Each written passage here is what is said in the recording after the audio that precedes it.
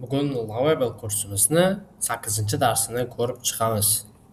8-darsimizda loyihalarni va professional maslahatlarni ko'rib chiqamiz. Darsni boshlasak, mukammal Lovable loyihalari. Lovable ayrim loyiha turlari uchun ayniqsa juda samarali ishlaydi. Biz allaqachon landing page'lar va portfolio saytlari haqida gaplashdik, ammo qo'llanish sohalari bundan ham kengroq.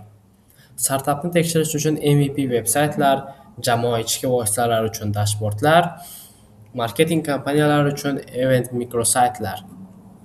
Bularning barchasi tez quriladigan, aniq maqsadli funksional veb-saytlardir. Konsepsiyaga ko'rsatadigan, ro'yxatdan o'tishlarni yig'adigan va bozor qiziqishlarini tekshiradigan to'liq funksional MVP yaratasiz. Ya'ni foydalanuvchilar fikri, qancha foydalanuvchi kelishi mumkinligi, u saytingiz ishlaydimi, ishlamaydimi va davom ettira olasizmi, olmaysizmi o'shalarni ko'rishda yordam beradi. Agar ishlasa kengaytirasiz. Ishlamasa minglab dollarlar va oylar davom etadigan mehnatni tejab qolasiz. Event va kompaniya saytlar. Lovable'ning yana bir muhim qo'llanilishi tadbirlar, mahsulot launchlari yoki marketing kompaniyalari uchun vaqtinchalik sayt yaratishdir.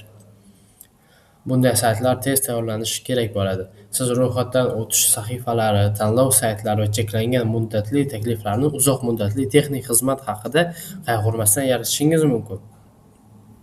Aniq maqsad va belgilangan vaqtga ega loyihalar uchun juda mos hisoblanadi. Loyihalar Lovable'dan oshib ketganda ba'zi paytlarda loyiha murakkablashib boradi va siz buni vaqtida anglab olishingiz kerak bo'ladi. Quyidagi belgilar shuni ko'rsatadi. Murakkab autentifikatsiya tizimlari, standart integratsiyalardan tashqari maxsus to'lov jarayonlari, real-time hamkorlik funksiyalari, keng ko'lamli murakkab ma'lumotlar bazasi amallari. Bunday holatlarda siz Lovable'da yaratilgan prototipni keyingi bosqichga topshirishingiz mumkin. Buni Lovable qila olmaydi. Bu murakkab resurslarga kiradi va bularni albatta dasturchilar jamoasiga topshirasiz. Mumkin bo'lgan yo'llar: GitHubga eksport qilib developerga topshirish, custom domen va ma'lumot bazalarini ulash, an'anaviy development orqali qayta qurish, tezkor prototiplash uchun Lovable'dan foydalanishda davom etish. Lovable har doim ham butun yo'lni yakunlamasligi mumkin, lekin u har bir loyihaning boshlanishini kuchli turtki bera oladi. Dizaynerlar bilan hamkorlik. Kuchli brendga ega loyihalar uchun ikkita samarali ish jarayoni mavjud. Dizaynerlar vizual identityni yaratadi, siz uni Lovable'da amalga oshirasiz. Siz Lovable'da prototip qilasiz, dizayner vizual mukammallikni yaxshilaydi. Ko'proq dizayn qo'shadi.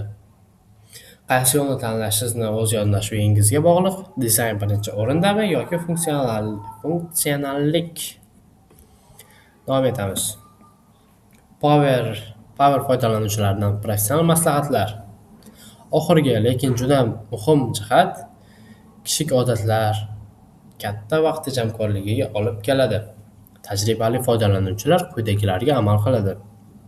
Birinchisi, muvaffaqiyatli promptlarni saqlab, keyingi loyihalarda qayta ishlatadi, samarali copy formulalar kutubxonasini yuritadi.